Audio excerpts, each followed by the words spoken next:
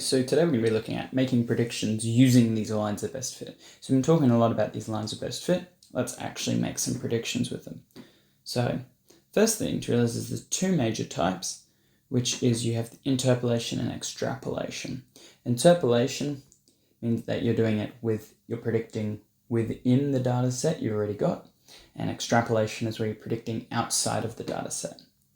But first up, we're going to be looking at how we actually determine an equation, which is using the formula y equals mx plus c, where m represents the gradient, the rise over a run, or the amount the line goes up over the amount the line goes across, and c represents the y-intercept, or the point where the line crosses the y-axis. So in this case, we've already got a graph, and it's already got a line of best fit for us. So let's have a read. Beck has injured her core muscles. To gain strength, she has been rowing using a rowing machine. The line of best fit shows her progress over 10 weeks, after 10 weeks. So Beck has lost her record of how many rows she completed at 4 weeks. Using interpolation, estimate how many rows she could. Now it's interpolating because 4 weeks is within the data set. You see the data set spans the first week up to the 10th week.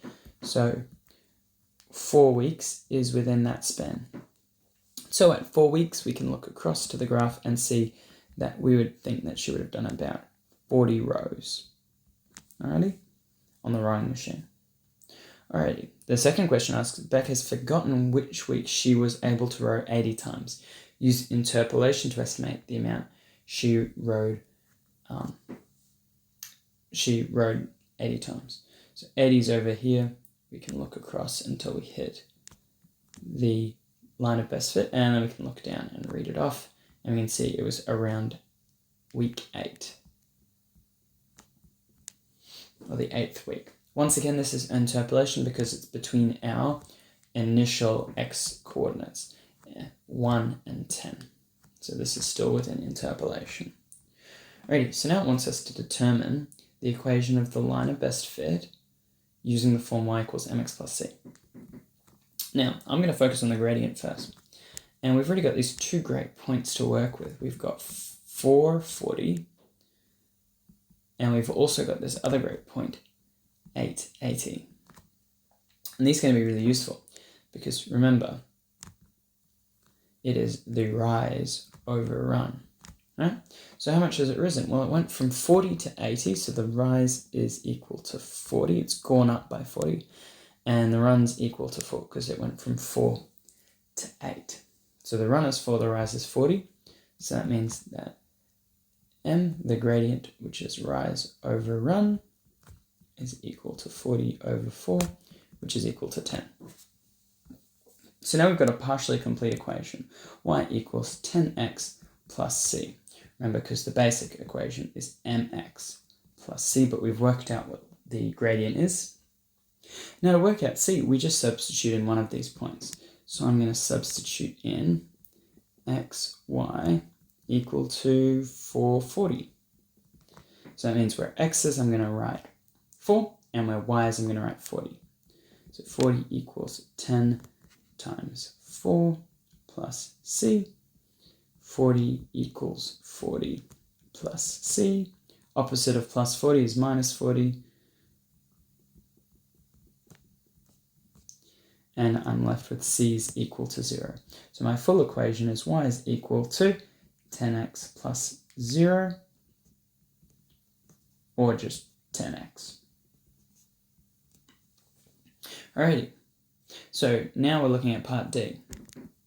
Using extrapolation with the equation of the line of best fit, predict how many rows Beck will be able to achieve by week 15.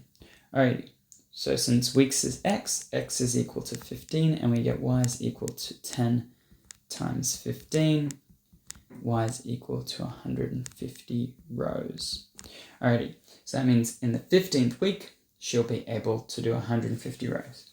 Now the question is this actually true? Well, it's hard to say. It looks like her number of rows is going up and up and up, but as with most things, there might be a limit on how many she'll actually be able to do. And that's one of the issues we have with extrapolation. So let's have a look at the dangers of extrapolation. So a stockbroker was watching the increase of a particular company's stock. He put the past 5 years' values into a table and also created a graph.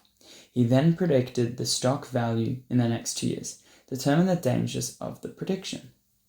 So you can see right here that the value is currently going up. But as most of you might know with stocks, sometimes they go up and sometimes they go down. The problem with extrapolating is that we don't know what's actually going to happen later. We only know what's happened right now. So we can look at what has happened in these 5 years and go, oh, well, that's very interesting. But predicting afterwards, well, is it going to continue growing or is it going to suddenly crash? The answer to that question is we just don't know. So if he's very reliant on this, he might be making a big mistake. So extrapolating is risky as we cannot predict the future. And on top of that, stock markets go up and so stock values could go up and down. So it could fall at any time. It's very rare for stocks to go up forever. And I quite like this little comic here, which is extrapolating. So as you can see, by the next month, you'll have over 4 dozen husbands. Better get a bulk rate on wedding cakes. Saying that if you just use 2 points, the fact that yesterday you had 0 husbands and today you had 1 husband, well, you might be a little bit afraid of what happens over the next few months. Alright, so we've got the dangers of extrapolation, so be careful. Just remember with extrapolation, it's anytime you're predicting outside of the data set. So you can see the data set ends at 5, and he's predicting 2 years in the future. So that's outside of the data set. That's why it's extrapolation and not interpolation. So there's some questions on the next page, but make sure you do check your answers at the end. Alrighty, see you next time. Bye-bye.